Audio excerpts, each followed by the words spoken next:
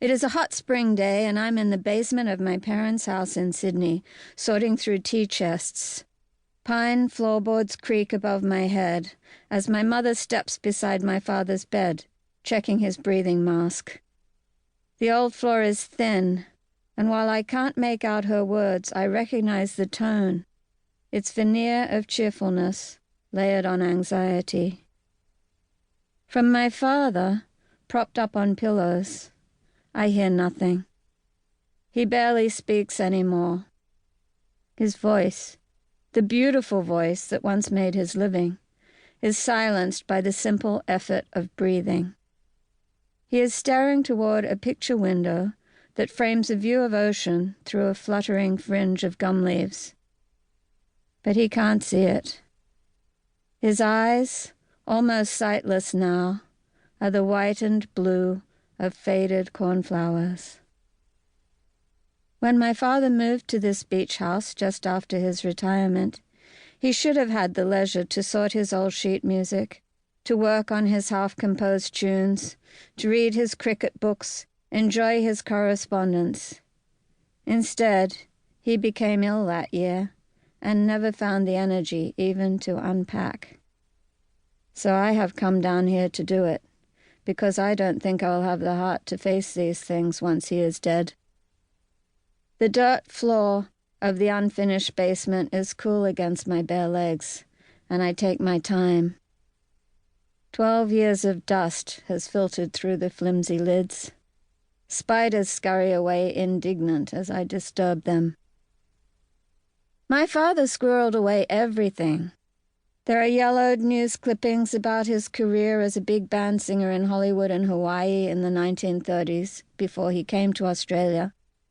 There are dozens of dog-eared photographs of musicians with frangipani leis lying incongruously against their tuxedos.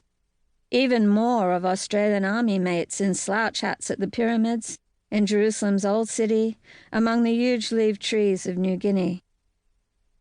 And there are letters, piles of them, replies to every piece of correspondence my father ever wrote. He wrote, I realize, as I unfold the brittle pages of 50-year-old letters, to everyone. From 1931, there is a 2-line note from Albert Einstein, in verse, responding to a request for permission to perform a ditty about him that my father had composed. Einstein writes, "Though somewhat silly, I don't mind.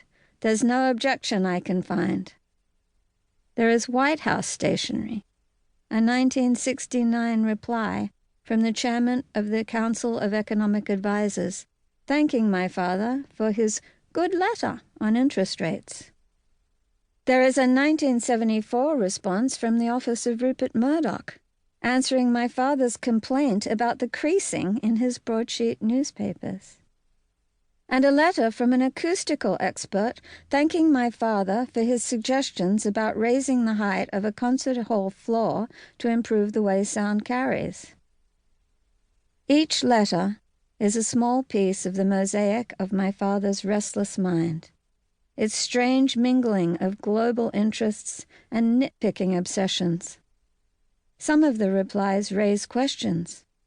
Why did he write to the Israeli Minister of Defense in 1976?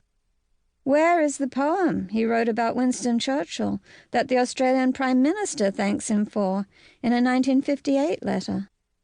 My father is beyond answering such questions now.